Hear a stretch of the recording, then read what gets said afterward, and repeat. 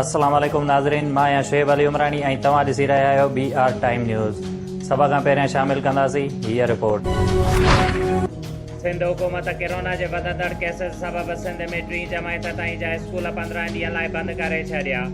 Notification जारी। तालीम वारे वज़ीर सईद गनीअ जो चवणु आहे त 6 अप्रैल खां 15 ॾींहनि लाइ पहिरें खां 8 दर्जे ताईं क्लास बि बंदि रहंदा।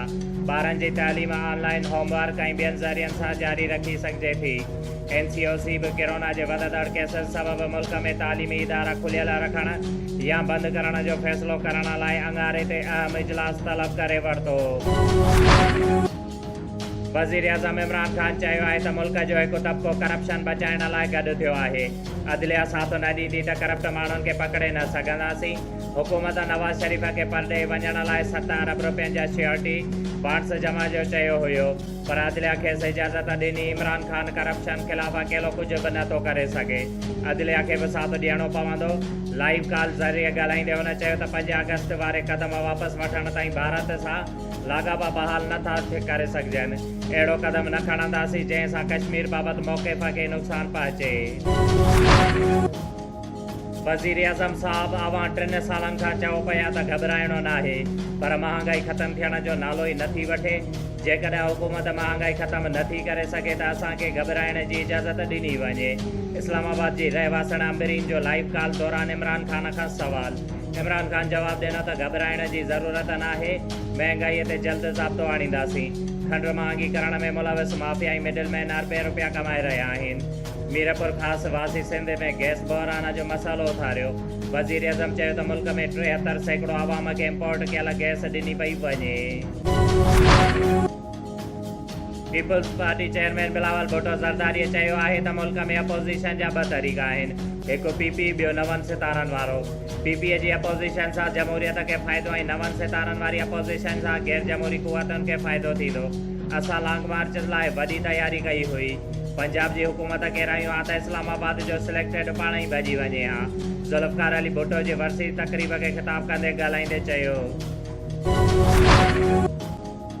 पीपल्स पार्टीअ जे बानी ऐं मुल्क जे पहिरिएं चूंडियल वज़ीर आज़म शहीद ज़ुल्फ़कार अली भुट्टो जी 42वीं वरसी मल्हाई वई। कोरोना सबबि वरसीअ जी तक़रीब महदूद कयूं वयूं। मुख़्तलिफ़ शहरनि में क़ुरान खानियूं बि कयूं वयूं। परॾेही वज़ीर शाह महमूद कुरैशीअ चयो आहे त चीनी परॾेही वज़ीर जे फ़ोन कॉल ते फ़ैसिला तब्दील करण वारो बयान पाकिस्तान लाइ इशारो न हुयो। कश्मीर बाबति पाकिस्तान बाबति वाज़िह मौक़िफ़ आहे त 5 अगस्त जे क़दमनि खां पोइ मामला ख़राब थी विया आहिनि। इस्लामाबाद में मीडिया सां ॻाल्हाईंदे शेख रशीद चयो त PDM ख़तमु थी चुकी आहे। आसिफ़ ज़रदारी सीने सां साढे ताश खेॾंदो आहे। वज़ीर आज़म मरियम नवाज़ जो नालो ECL मां कढण खां ई रोके छॾियो आहे। सवाबी इंटरचेंज वेझो हथियारबंदनि जी फायरिंग, दहशतगर्दी तोड़ अदालत जो जज, घरवारी ऐं 2 ॿारनि समेत मारिजी विया। पुलिस मूजिबि जज आफ्ताब आफरीदी ऐं संदसि घरवारी ऐं 2 ॿार मारिजी विया। जज जा 2 मुहाफ़िज़ ज़ख़्मी थी पिया। लाश ऐं ज़ख़्मियुनि खे अस्पताल मुंतक़िल कयो वियो। उत्तर वज़ीरिस्तान में सिक्योरिटी फोर्सिस जो ऑपरेशन। हिकु दहशतगर्द मारिजी वियो। मारिजी वियल दहशतगर्द ज़ाहिदुद्दीन दहशतगर्दी फोर्सिस ते हमलनि, टारगेट किलिंग ऐं बताखोरीअ में मुलविस हुयो। PhD test pass selection commission पारां 2009 में सिंध यूनिवर्सिटीअ जे पारां PhD जी वरितल टेस्ट पास करण बावजूदि ऑफर ऑर्डर न मिलण वारे अमल ख़िलाफ़ नवाबशाह प्रेस क्लब ॿाहिरां एहतिजाजी मुज़ाहिरो कयो वियो, जंहिं ते उन्हनि मुतालबो कयो त असां ऑफर ऑर्डर ॾिना वञनि, ॿी सूरत में एहतिजाजी तहरीक हलाई वेंदी।